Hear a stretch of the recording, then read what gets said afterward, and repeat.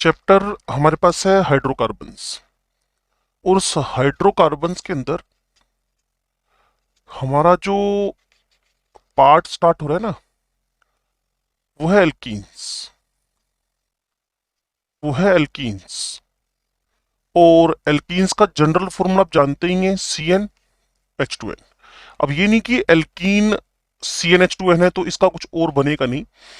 इसका एक functional isomer भी कंसीडर होएगा, साइक्लो एल्कीन्स। और आपको पता है जो एल्कीन्स है उनका जो डबल बॉन्ड इक्विवेलेंट या डिग्री ऑफ द अनसेचुरेशन है, वो 1 है। 1 मतलब इसके अंदर एक डबल बॉन्ड एग्जिस्ट कर रहा है। इसके अंदर एक डबल बॉन्ड एग्जिस्ट कर रहा है। तो ये डिस्कशन हमारा है एल्कीन्स का। एल्कीन्स को हम लोग ओलिफिन्स भी बोलते हैं। अब आप कहेंगे ओलिफिन्स क्या, तो एक्चुअल में होता पता है क्या है? जो इसके छोटे मेंबर्स हैं, मतलब एल्कीन्स के जो लोअर मेंबर्स हैं, एल्कीन्स के जो लोअर मेंबर्स हैं वो जब रिएक्ट करते हैं हेलोजन्स के साथ, वो जब रिएक्ट करते हैं हेलोजन्स के साथ, ठीक है जी, तो कंपाउंड जो बनते हैं उनका नेचर ऑयली है, ऑयली नेचर है। तो उस oily nature, lower member of alkene, उनका ऑयली नेचर होने की वजह से हम लोगों ने एक टर्म सेट कर दी है, ओलीफिन्स। ओलीफिन्स, ऑयली ओलिफिन्स, हमने वह टर्म सेट कर दी है जिसको हम बोल देते हैं ओलिफिन्स। इतनी बात अगर आपको समझ में आ गई है तो ओलिफिन्स के बाद हम जो स्टार्ट करने जा रहे हैं वो आपके पास एल्कीन्स के प्रिपरेशन मेथड्स होंगे। एल्कीन्स के प्रिपरेशन मेथड्स होंगे। एल्कीन के प्रिपरेशन मेथड में जाने से पहले थोड़ा सा हम इसके अंदर और बात कर लें कि जो एल्कीन्स हैं उनमें आइसोमेरिज्म के चांस क्या है। एल्कीन्स में आइसोमेरिज्म, साफ सी बात है, इसमें चेन आइसोमेरिज्म भी एग्जिस्ट कर सकती है। इसमें चेन आइसोमेरिज्म भी एग्जिस्ट कर सकती है। बस ये करना पड़ेगा, डबल बॉन्ड की लोकेशन को सेम रखते हुए चेन ब्रेक करनी पड़ेगी, क्योंकि चेन आइसोमेरिज्म तो सारे बच्चों को पता है।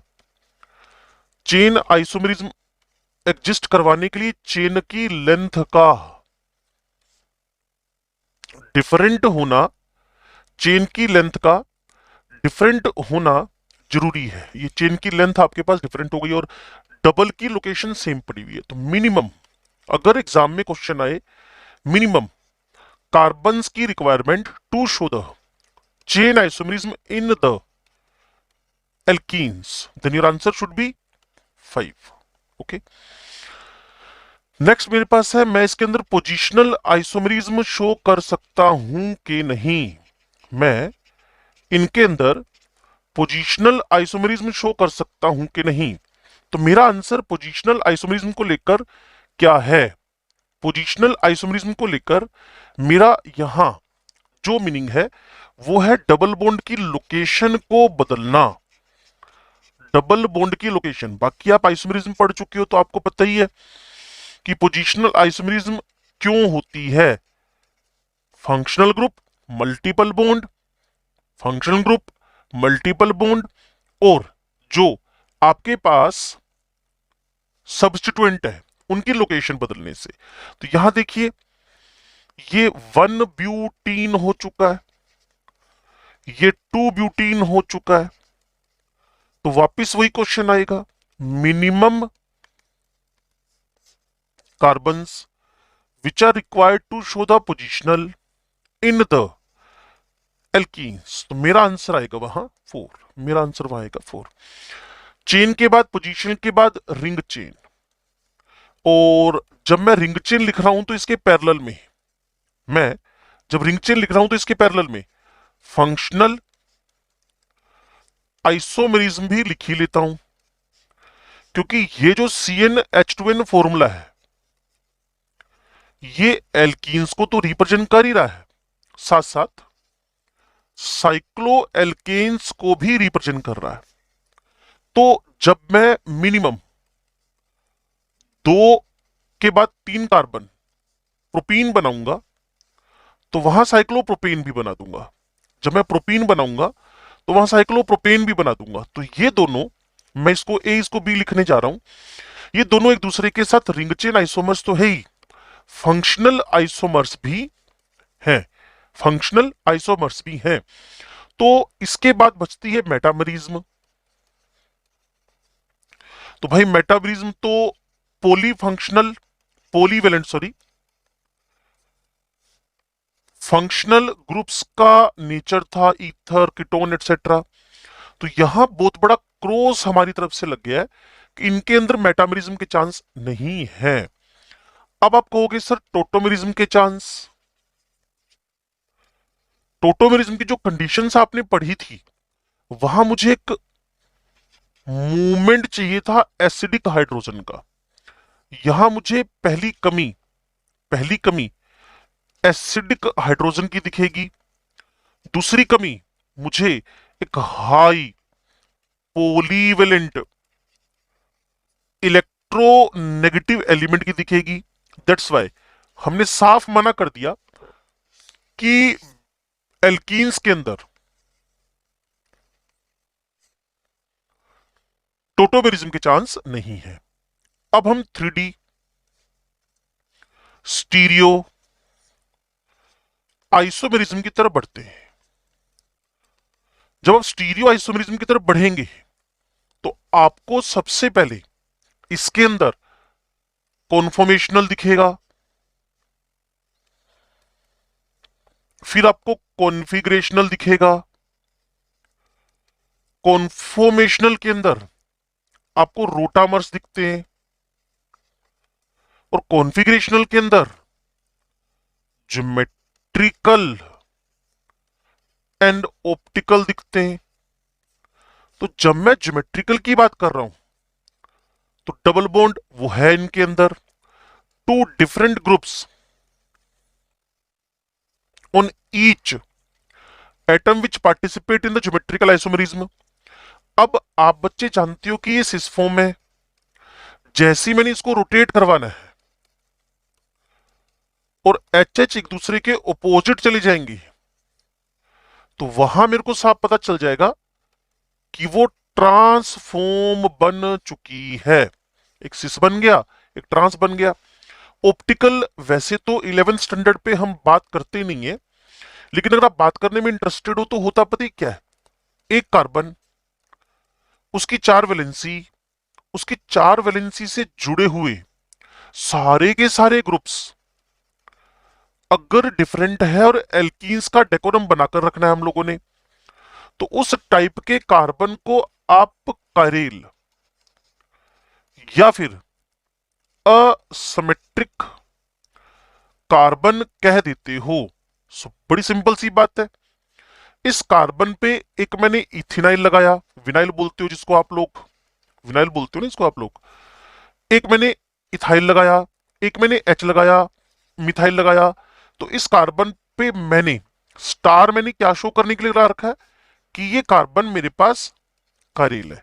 स्टार मैंने इसलिए लगा रखा है ये शो करने के लिए कि ये कार्बन मेरे पास कायरेल है। ओके, सो कुल मिलाकर मुझे 1 2 3 4 5 6 6 कार्बन जब मैं एल्कीन्स में मिनिमम लेकर चलूंगा, 6 कार्बन जब मैं एल्कीन्स में लेकर चलूंगा, 6 कार्बन जब मैं एल्कीन में लेकर चलूंगा तो मेरे पास क्या शो हो जाएगा, कायरलिटी शो हो जाएगी, कायरलिटी शो हो जाएगी। ठीक है जी, तो आगे बढ़ते हैं। अब इतना डिस्कशन करने के बाद मुझे अब इनके जनरल मेथड्स ऑफ प्रिपरेशन पे जाना है। General methods of the preparation पे जाना है, जनरल मेथड्स ऑफ प्रिपरेशन पे जाना है, जिसको हम जनरल लैंग्वेज में जीएमपीज बोल देते हैं। तो इसमें मैं आपको एक सिंपल गाइडेंस दूं। जब आप प्रिपरेशन मेथड्स की बात करो ना बच्चे, जब आप प्रिपरेशन मेथड्स की बात करो तो एक लिस्ट बना लो ऑर्गेनिक केमिस्ट्री की। तो मुझे सबसे पहले दिखेगा क्या मैं एल्केन्स की हेल्प से क्या मैं एल्केन्स की हेल्प से एल्कीन बना सकता हूं? तो मेरा आंसर है यस, मैं बना सकता हूं। वो तरीका है आपके पास क्रैकिंग, पायरोलाइसिस, अगर आपको याद आ रहा हो तो।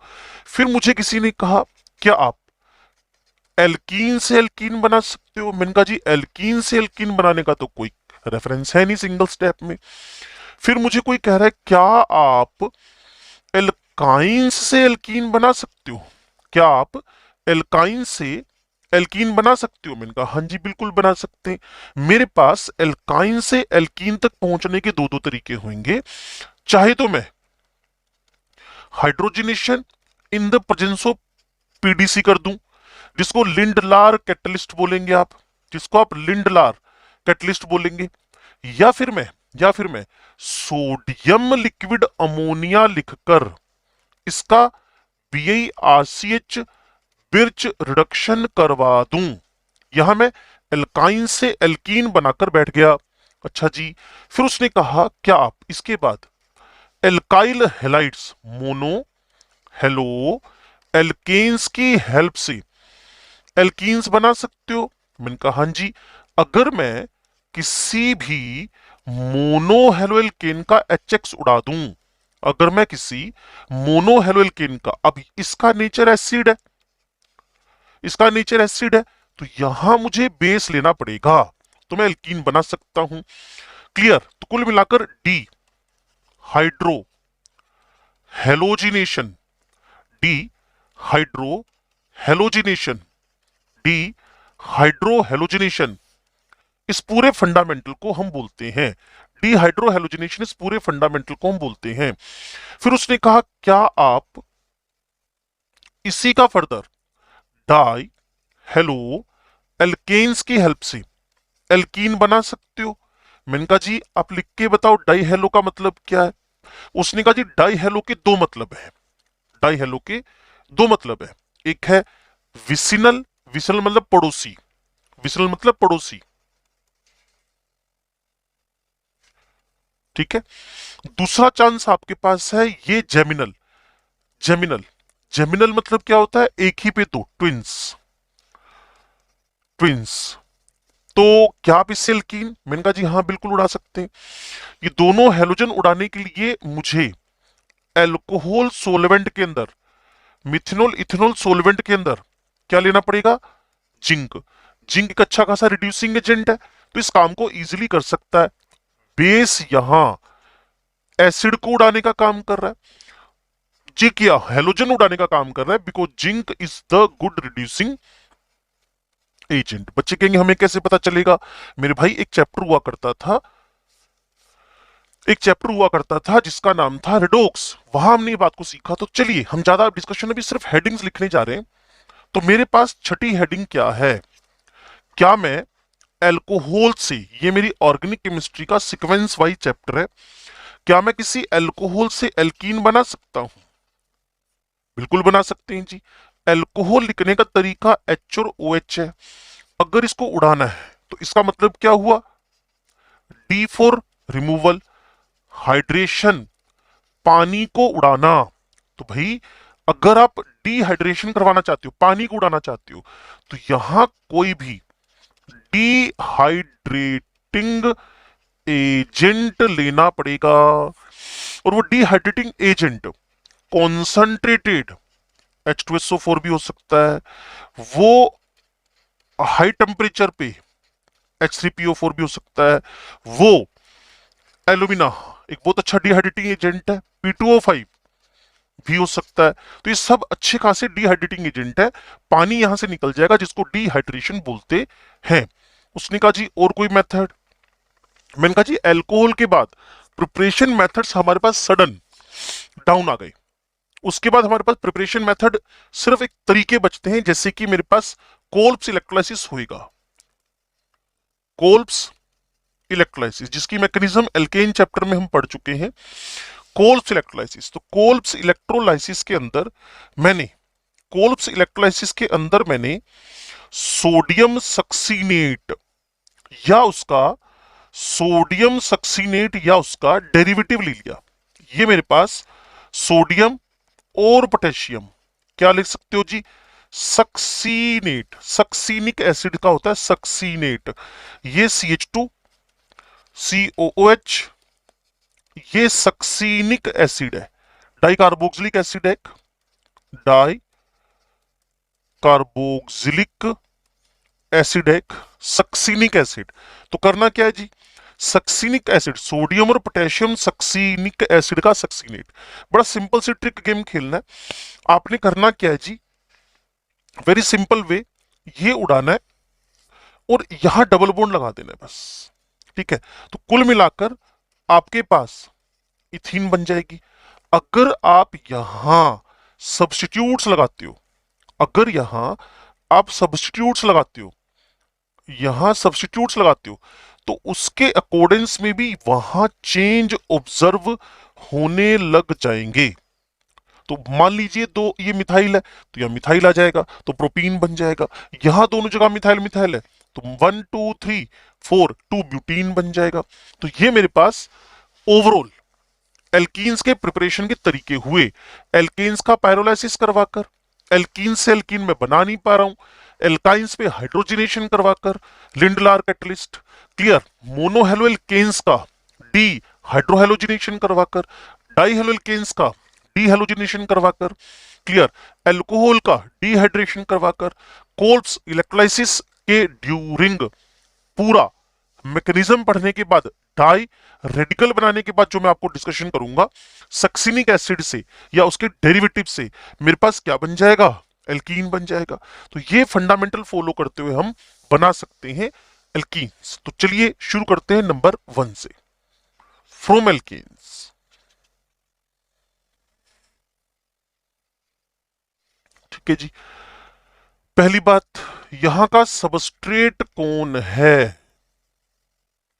दूसरी बात, रिएक्शन में टेम्परेचर वगैरह कुछ लिया है कि नहीं लिया है। क्या इस रिएक्शन को किसी और नाम से भी जानते हो आप लोग। ठीक है जी। और मुझे अब सबसे पहले मिलता है कि सबस्ट्रेट इसका कौन है, एल्कीन है। टेम्परेचर वेरी हाई लेना है, 800,000 डिग्री सेंटीग्रेड टेम्परेचर लेना है, बट विदाउट ऑक्सीजन लेना है, विदाउट ऑक्सीजन लेना है। ऑक्सीजन क्यों नहीं लेना है, क्योंकि ऑक्सीजन अगर होएगा, अगर ऑक्सीजन होएगा, if oxygen is in the reaction, तो आपके पास कंबशन शुरू हो जाएगा, एल्केन्स बर्न होना शुरू हो जाएंगे, एल्केन्स की बर्निंग शुरू हो जाएगी। तो वो पंगा हमने नहीं लेना है। इसका दूसरा नाम आप भी समझते हैं, इसको बोलते हैं क्रैकिंग। पायरोलाइसिस का दूसरा नाम है क्रैकिंग, पायरोलाइसिस। पायरो मतलब टेम्परेचर, लाइसिस मतलब तोड़ना, डी कॉम्पोजिशन, टेम्परेचर की प्रेजेंस में डिकम्पोज करना। अब सबसे इंपॉर्टेंट क्या, बॉन्ड क्लीवेज किसका किसका हो रहा है, कौन कौन से बॉन्ड टूट रहे हैं, कौन कौन से बॉन्ड टूट रहे हैं। तो two type of bonds will be break, two type of bond break takes place, two type of bond cleavage takes place. पहला बॉन्ड ब्रेक कार्बन हाइड्रोजन, दूसरा बॉन्ड ब्रेक कार्बन कार्बन। और आपको पता होना चाहिए कार्बन कार्बन बॉन्ड ब्रेक करना difficult है, carbon hydrogen, क्योंकि कार्बन कार्बन बॉन्ड ब्रेक करना कंपेरेटिवली कंपेरेटिवली कंपेरेटिवली इजी है। तो बॉन्ड डिसोसिएशन एनर्जी इसका फैक्टर है, इसकी बॉन्ड डिसोसिएशन एनर्जी ज्यादा है, क्लियर।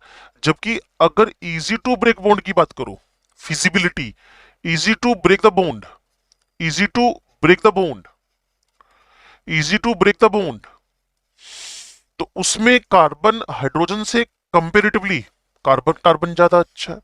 ओके, तो कुल मिलाकर ये पायरोलाइसिस, ये क्रैकिंग का फंडामेंटल हुआ। और इस क्रैकिंग के फंडामेंटल को हम अप्लाई करते हैं सबसे पहले प्रोपेन पे।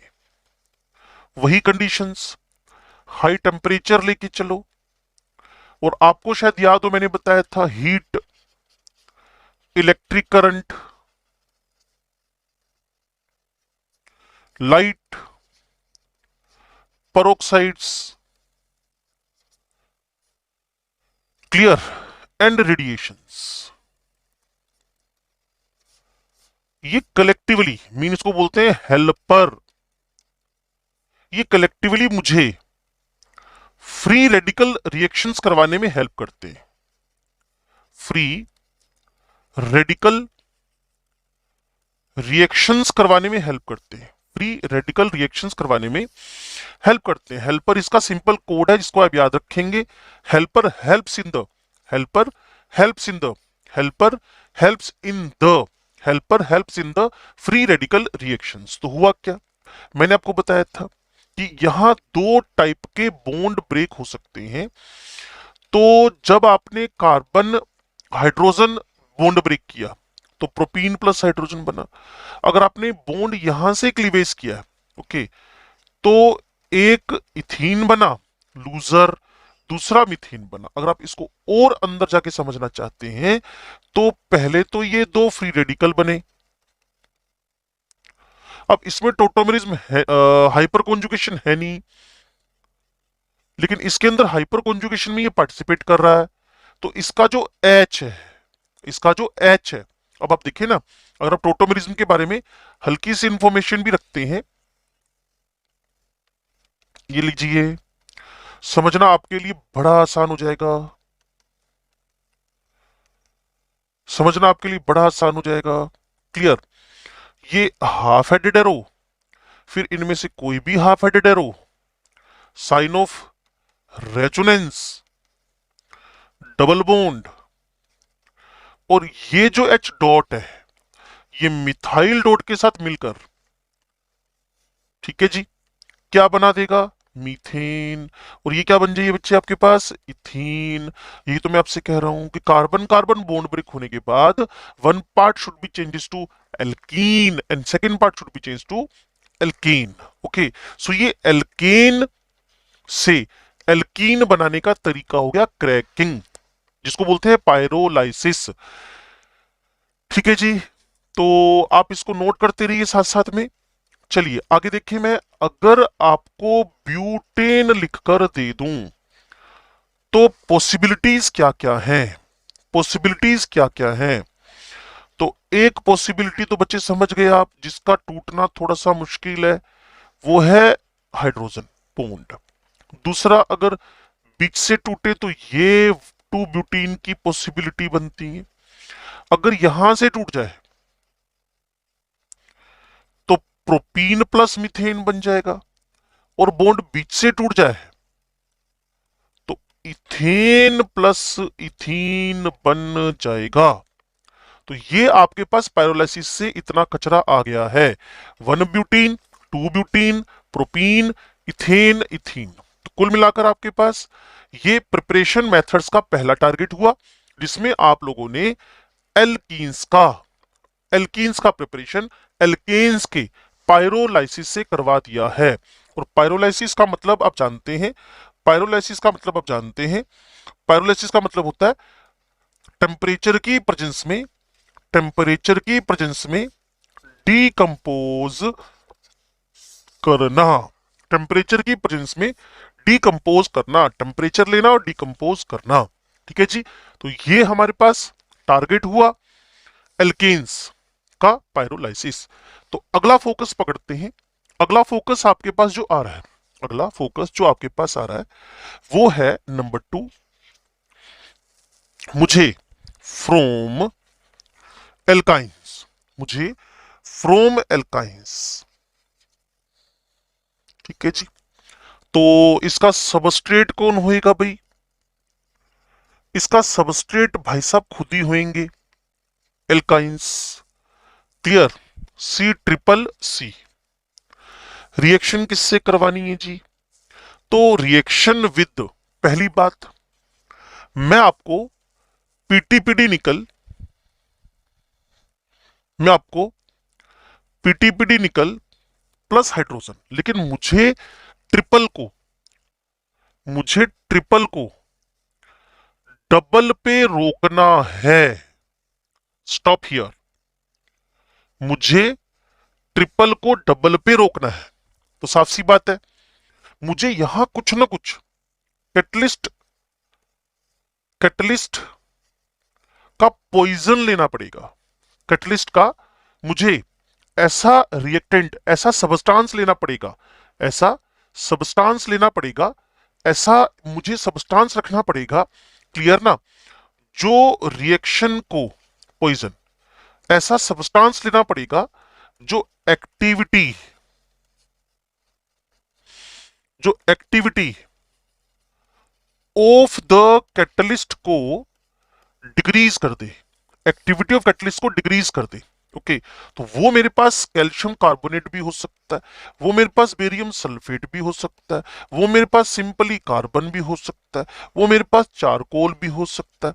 क्लियर, तो कुछ भी इस टाइप का जिसको मैं कलेक्टिवली पीडीसी लिख देता हूं, PDC, not post dated cheque, is PDC, not post dated cheque, is the palladium with charcoal और कार्बन, और इसको हम बोल देते हैं लिंडलार्स कैटलिस्ट। लिंडलार्स कैटलिस्ट मतलब कहीं ना कहीं आपने हाइड्रोजनेशन तो करवाया, लिंडलार्ड कैटलिस्ट का मतलब क्या हुआ, आपने हाइड्रोजनेशन तो करवाया, लेकिन ये जो हाइड्रोजनेशन है ये कंट्रोल्ड हाइड्रोजनेशन हुआ, कंट्रोल्ड हाइड्रोजनेशन हुआ, कंट्रोल्ड हाइड्रोजनेशन हुआ।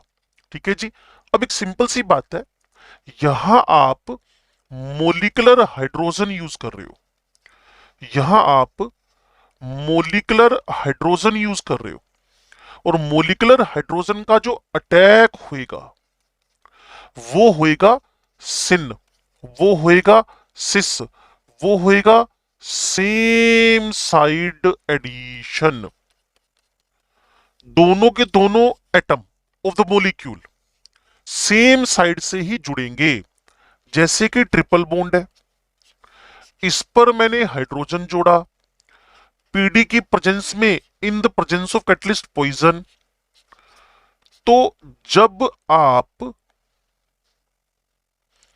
हाइड्रोजन जोड़ रहे हो तो कुछ इस टाइप से एक साइक्लिक ट्रांजिशन स्टेट बन जाएगी,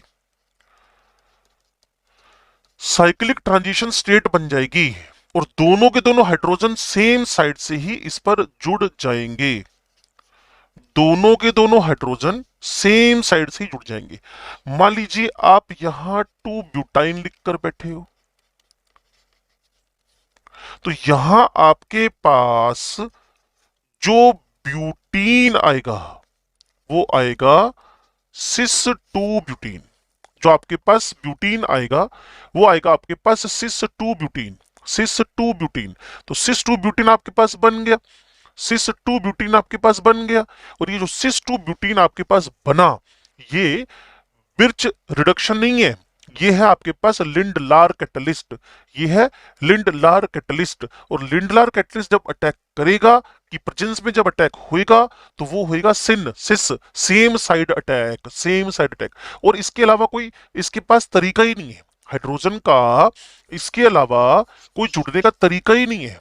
क्लियर, तो इसको हम लोग फर्दर नंबर 2 पे लेके चलेंगे, जिसमें आपके पास बिर्च रिडक्शन होने वाला है, जिसमें आपके पास बिर्च रिडक्शन होने वाला है। ठीक है जी, तो इतना हाइड्रोजनेशन विद लिंडलार्स कैटलिस्ट, तो हमें ये समझना है इसके अंदर कि ये syn addition, cis addition, same side addition किस तरीके से है, सिन सिस या फिर same side addition, same side addition.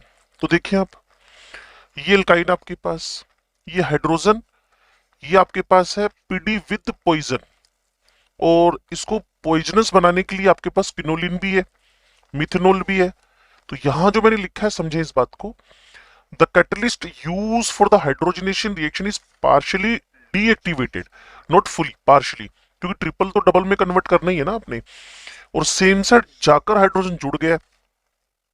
The reaction can be stopped after the addition of only 1 mole of hydrogen. That's why we are saying partially deactivated, poisoned.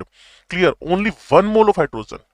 The catalyst used is commonly known as Lindlar's catalyst and it is composed of powdered barium sulfate. ये देखिए barium sulfate. Clear? Powdered barium sulfate coated with palladium poisoned with quinoline.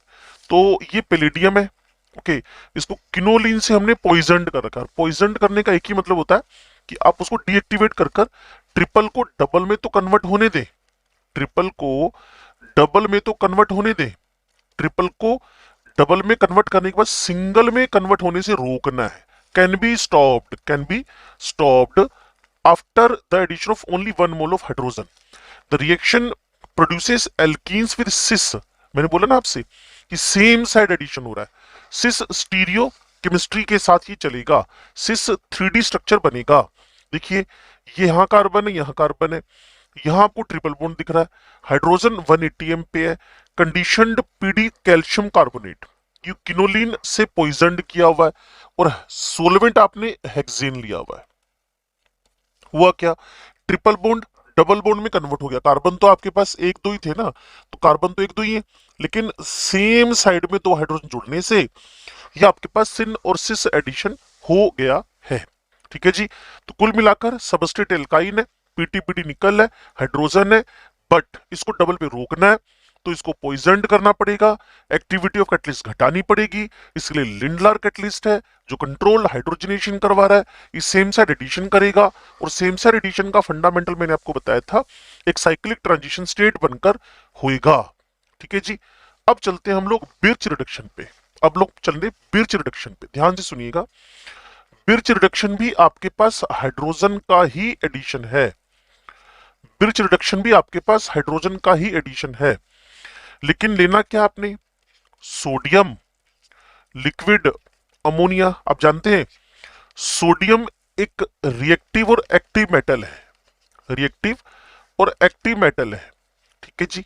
और जो भी reactive और active metal होएगा उसकी tendency होएगी. Metal का मतलब ही होता है इलेक्ट्रॉन डोनर, और इसका मतलब ये गुड रिड्यूसिंग एजेंट का रोल कर रहा है. गुड रिड्यूसिंग एजेंट का रोल कर रहा है. गुड रिड्यूसिंग एजेंट का रोल कर रहा है. और साथ में आपके पास लिक्विड अमोनिया है. तो मैं आपको जो समझाना चाहता हूं उसको ध्यान से सुने. ट्रिपल बॉन्ड पर आपने सोडियम लिक्विड अमोनिया लिया है. ओके. सोडियम लिक्विड अमोनिया, इस पर जो अटैक करवाएगा वो ट्रांस मोड में करवाएगा, ट्रांस एडिशन करवाएगा. अब क्यों करवाएगा? सारी बातों का लॉजिक है हमारे पास, मैकेनिज्म है हमारे पास. क्लियर? तो मान लीजिए मैं इस जगह पे 2 ब्यूटाइन ले रहा हूं. मैं यहां पे 2 ब्यूटाइन ले रहा हूं और सोडियम लिक्विड अमोनिया, इसकी जगह पे lithium liquid ammonia, potassium liquid ammonia. मुझे तो एक अच्छे रिड्यूसिंग एजेंट की नीड है with the good solvent liquid ammonia. तो यहां क्या हुआ? डबल मेंटेन्ड है. हाइड्रोजन हाइड्रोजन एक दूसरे के अपोजिट डायरेक्शन में लगने की वजह से, हाइड्रोजन हाइड्रोजन एक दूसरे के अपोजिट डायरेक्शन में लगने की वजह से यहां पहले बना था सिस, अब बन गया आपके पास ट्रांस 2 ब्यूटीन. तो पहले सिस बना, अब हमारे पास ट्रांस बना. ठीक है जी. अब थोड़ा सा इसके मैकेनिज्म की तरफ बढ़ते हैं. मैकेनिज्म आप यहां देखिए, फिर मैं आपको अपने हाथ से लिख के बता दूंगा. ध्यान से सुनिएगा.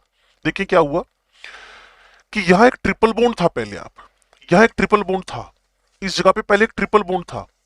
ट्रिपल बॉन्ड का मूवमेंट हुआ. ठीक है जी.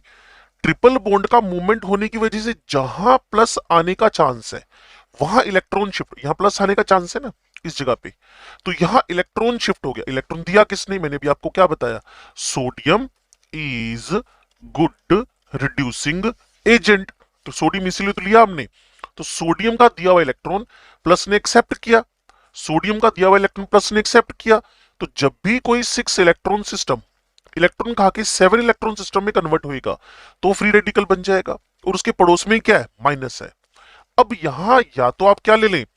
अमोनिया, या आप क्या ले लें? मिथेनॉल. या आप क्या ले लें, इथेनॉल। कुल मिलाकर मुझे यहां से एक H plus H plus H plus की नीड है। तो हुआ क्या, H प्लस इस माइनस पे जाकर जुड़ गया, H प्लस इस माइनस पे जाकर जुड़ गया। तो नेक्स्ट अब देखिए ना, दो हाइड्रोजन तो ऑलरेडी थे, अब आपके पास यहां तीन हो गए। अब इस डॉट को फिर अगला सोडियम क्या करेगा, इलेक्ट्रॉन डोनेट करेगा, यह माइनस हो जाएगा। अगली बार वही, अब सेकंड मोल यूज होएगा, सेकंड मोल यूज होएगा। तो कुल मिलाकर दो जो ग्रीन कलर से मैंने आपको दिखा रखे हैं वो एच एच जुड़ जाएंगे।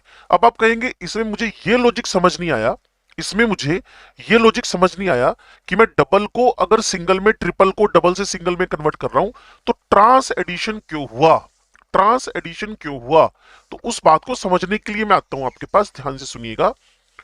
सुनो, ये आपके पास ट्रिपल बॉन्ड, इसको मैंने होमोलाइसिस करवाया, इक्वल डिस्ट्रीब्यूशन करवाया, इसको ध्यान से सुनिएगा आप, इक्वल डिस्ट्रीब्यूशन करवाया। मैं इसको अभी बोर्ड पर लिख भी दूंगा जिससे आप प्रॉपर समझ पाएंगे।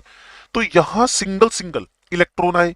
सोडियम की आदत अभी मैंने बताई आपको, वो very good donor of electron है।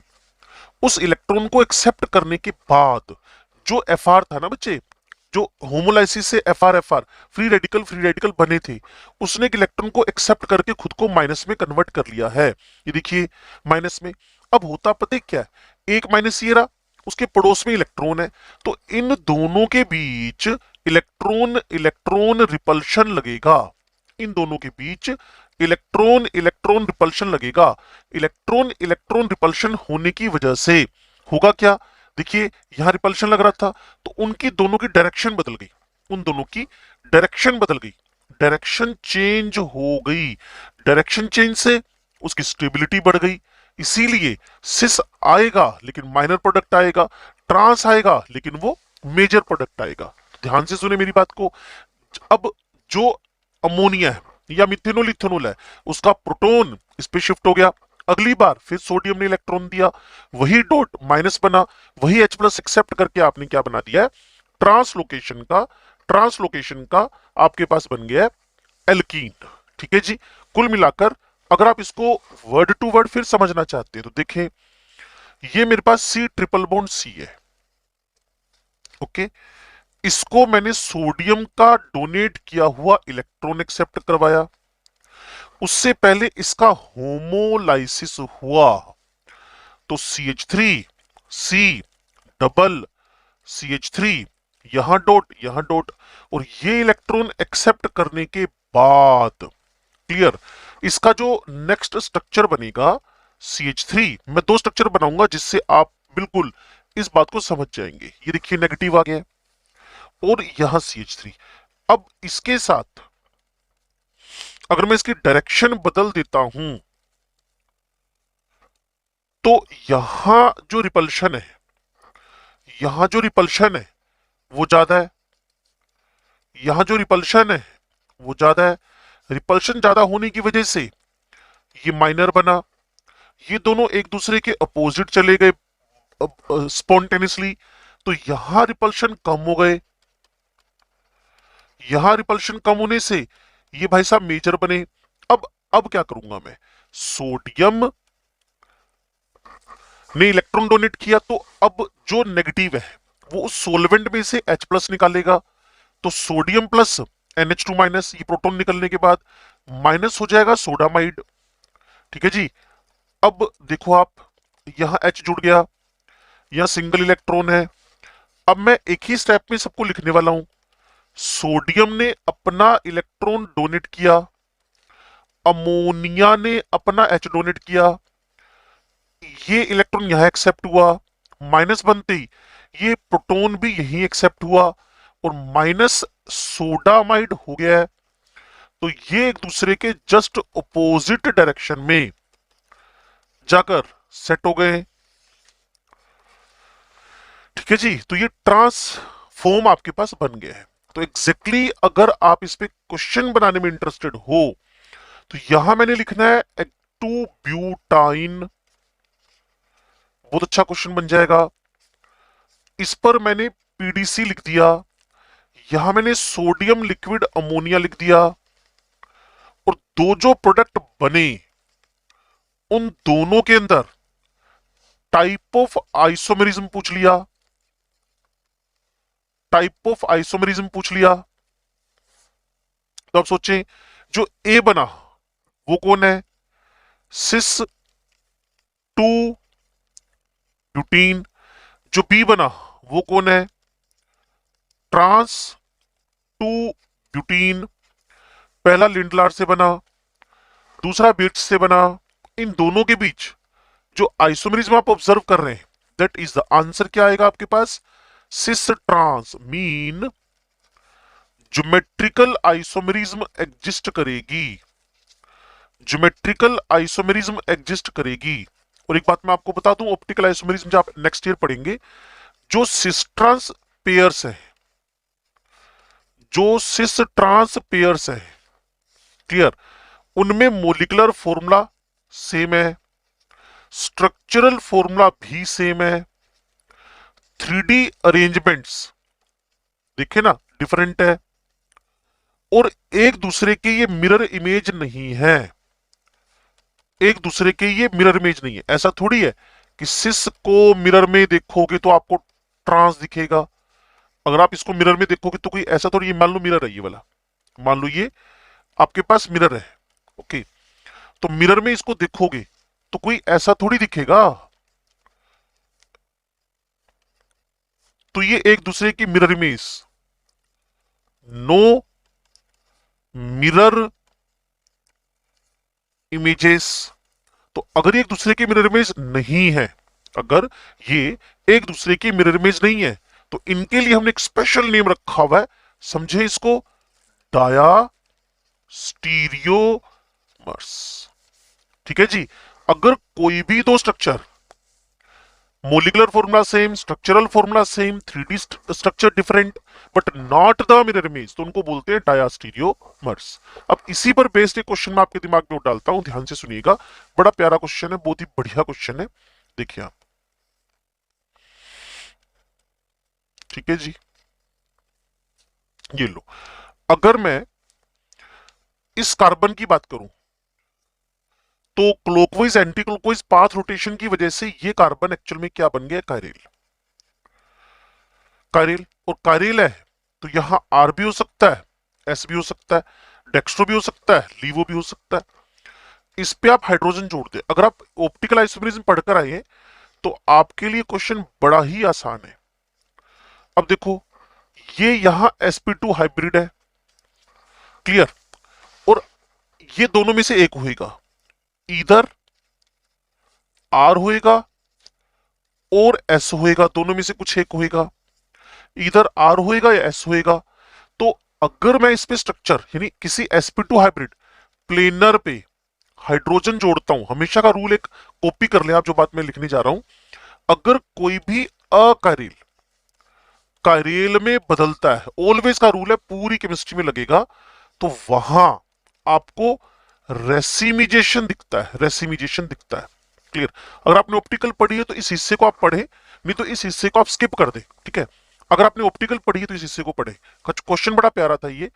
तो ये मिथाइल अपने आप को मेंटेन रखे, इस पर तो हमने कुछ किया नहीं, क्लियर। लेकिन यहां आपके पास एक तो आर फॉर्म बन जाएगी, मैंने क्या बोला, अकारेल था, ये वाला अकारेल था, कारेल बन गया, ठीक है जी।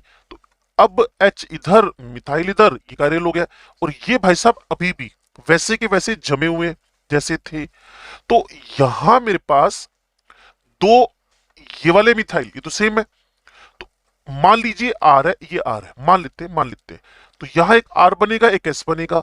तो आर आर का आर एस के साथ रिलेशन कैसा हुआ? मिरर के लिए क्या चाहिए था? आर के सामने, आर आर के सामने एस एस, तो ये मिरर होते, वो तो नहीं है आपके पास, मिरर तो नहीं है। आर आर के सामने क्या बन गए? आर एस बन गए, तो ये मिरर इमेज ना होकर क्या हो गए? Non mirror image. और नॉन मिरर इमेज को आप क्या बोलते हैं? नॉन मिरर इमेज को आप क्या बोलते हैं? डाया स्टीरियोमर्स। अगर आपने ऑप्टिकल पढ़ रखी है तो आपके लिए बहुत ही बढ़िया क्वेश्चन है, इसको देखते रहिएगा, बहुत बढ़िया क्वेश्चन है ये वाला, बहुत प्यारा क्वेश्चन है ये वाला, ठीक है जी। लेकिन अगर आपने ऑप्टिकल नहीं पढ़ रखी तो ये 3-4 मिनट के हिस्से को आप स्किप कर सकते हैं। तो कुल मिलाकर ये हिस्सा आपको पढ़ना चाहिए, क्योंकि ये ज्योमेट्रिकल आप 11वीं तक पढ़ लेते हो। यहां समझे ट्रांस क्यों बन रहा है, यहां समझे सिस क्यों बन रहा है, क्लियर। और यहां समझे पायरोलाइसिस क्या है। अब आपके पास जो मैंने आपको एक सिंपल लिस्ट बनवाई थी, एल्केन से, एल्कीन से कर नहीं सकते, एल्काइन से बना सकते, लिंडलर और बिर्च से। अब आपका आता है मोनो हेलोएल्केन्स का डीहाइड्रोहेलोजिनेशन करवा दें, मोनो हेलोएल्केन्स का डीहाइड्रोहेलोजिनेशन करवा दें। तो अब हम शुरू करने जा रहे हैं मोनो हेलो एल्केन्स का D hydro halogenation, D hydro halogenation, ठीक है।